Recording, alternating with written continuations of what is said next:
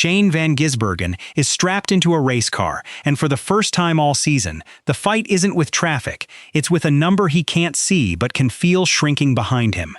Every mirror check isn't for a competitor's nose at his bumper anymore, it's for a position, a cushion. A countdown clock only he can hear, ticking down lap after lap while the rest of the field stays silent about it. That number is 50. Not a lap count, not a lead, a margin. And margins don't stay still. They shrink under pressure, they shrink under mistakes, and they shrink when someone else simply has a good day. Right now, Shane Van Gisbergen's margin is shrinking faster than he'd like anyone to notice, and the next track on the schedule isn't built to make it easier. He didn't know it yet, but the race that was supposed to protect him was about to expose him. Before the danger, there was momentum. Shane Van Gisbergen built his reputation as NASCAR's road course assassin, the driver who could dominate street circuits and road courses like they were designed specifically for him. But this season, he did something few expected when he arrived from supercars.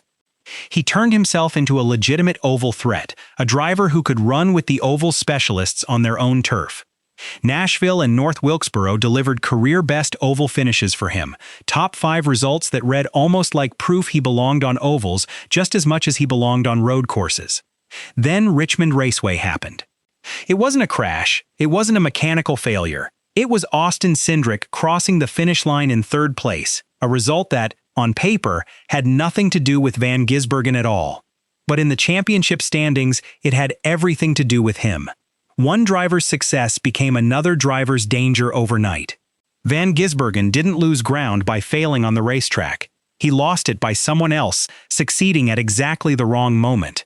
The current picture looks like this: 16th place in the standings, the final chase transfer position, the last spot that still keeps the playoff dream alive. A cushion of just 50 points over Ryan Preece, with only 2 races remaining before the field narrows again and spots start disappearing for good.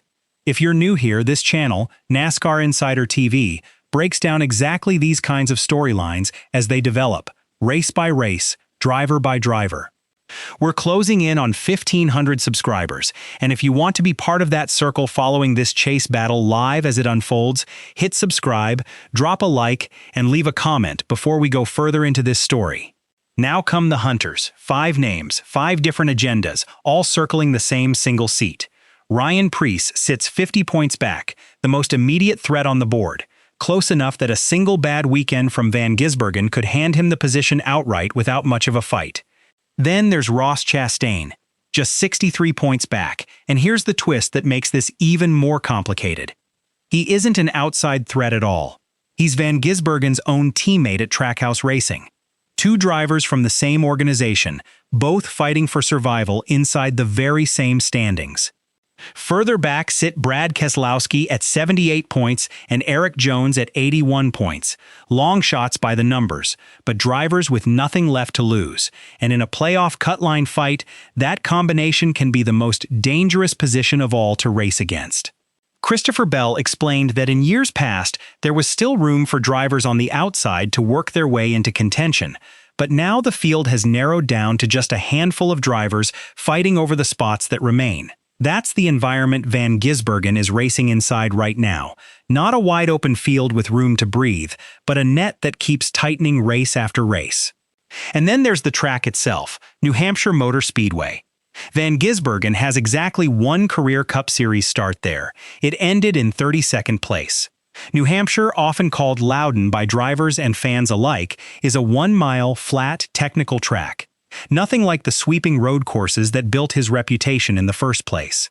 It punishes precision mistakes in a way that road courses rarely do, and it offers very little forgiveness for a driver still learning its rhythms. Shane Van Gisbergen said before Richmond that there was a lot of pressure heading into that stretch of the schedule, and that he could not afford another poor run like the one at Iowa earlier in the year.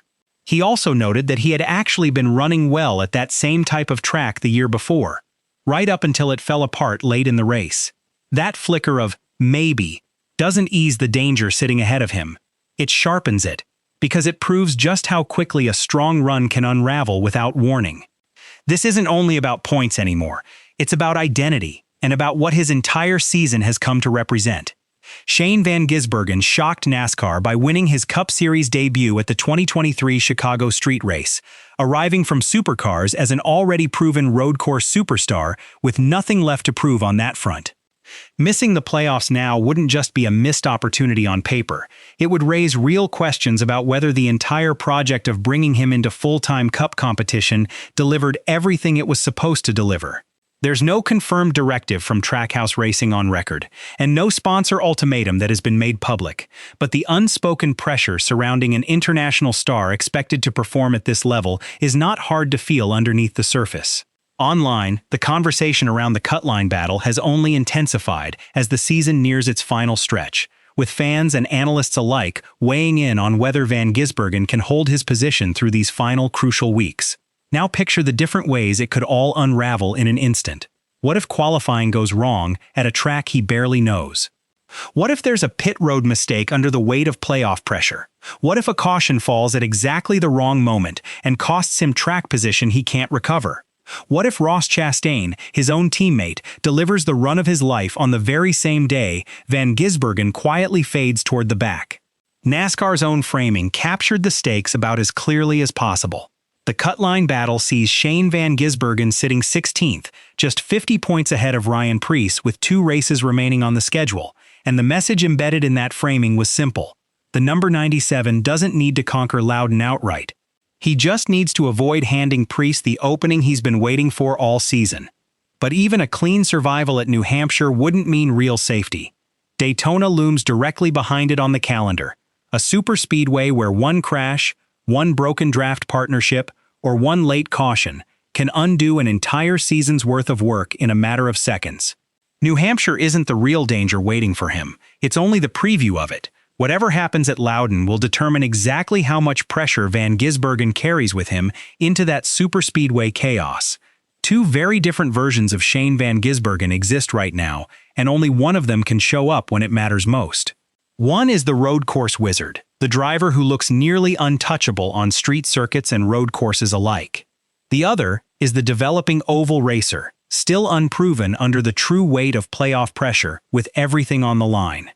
His season numbers tell both stories at once: 2 wins, 5 top 5s, and 7 top 10 finishes, but an average finish buried underneath those numbers that hints at real instability underneath the highlight reel. Which version of him actually shows up at Loudon is still very much an open question, one that nobody can answer in advance. 50 points looks safe enough from a distance.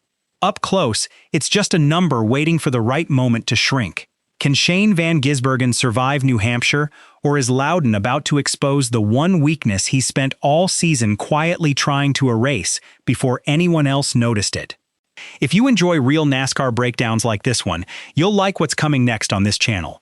Comment your prediction down below, share this with another NASCAR fan who's following the chase closely this year, and subscribe to NASCAR Insider TV as we push toward 1,500 subscribers together, because this story is far from finished.